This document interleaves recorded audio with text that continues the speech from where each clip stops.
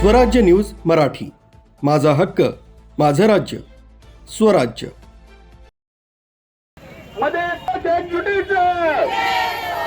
रद्द करा रद्द करा रद्द करा रद्द करा ऑफलाईन ऑनलाईन कामे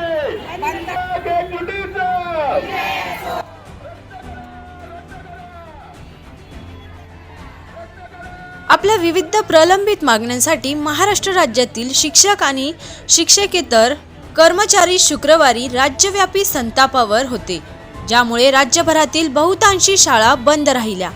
याच पार्श्वभूमीवर नाशिक शहरातही शिक्षक संघटनांनी एकत्रित येऊन जिल्हाधिकारी कार्यालयावर निषेध मोर्चा काढला।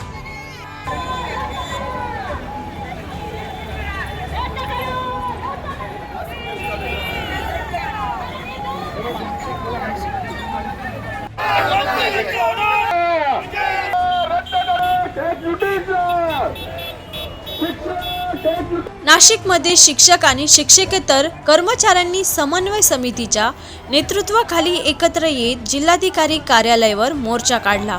शिक्षकांनी शासनाच्या धोरणांविरोधात जोरदार घोषणाबाजी केली आणि आपल्या मागण्यांसंदर्भात एक निवेदन जिल्हाधिकाऱ्यांना सादर केले। या आंदोलनामध्ये प्राथमिक, माध्यमिक आणि उच्च माध्यमिक स्तरावरील शिक्षकांनी मोठ्या संख्येने सहभाग घेतला। शिक्षक आणि शिक्षकेतर कर्मचारी समन्वय समितीच्या प्रमुख मागण्यांमध्ये खालील मुद्द्यांचा समावेश आहे। जुनी पेन्शन योजना लागू करणे, शिक्षक आणि कर्मचाऱ्यांसाठी जुनी पेन्शन योजना त्वरित लागू करण्याबरोबर इतर मागण्यांचाही समावेश आहे। मागण्यांवर सरकारने गांभीर्याने विचार केला नाही तर आगामी काळात हे आंदोलन अधिक तीव्र करण्याचा इशारा आंदोलनकर्त्यांनी दिला।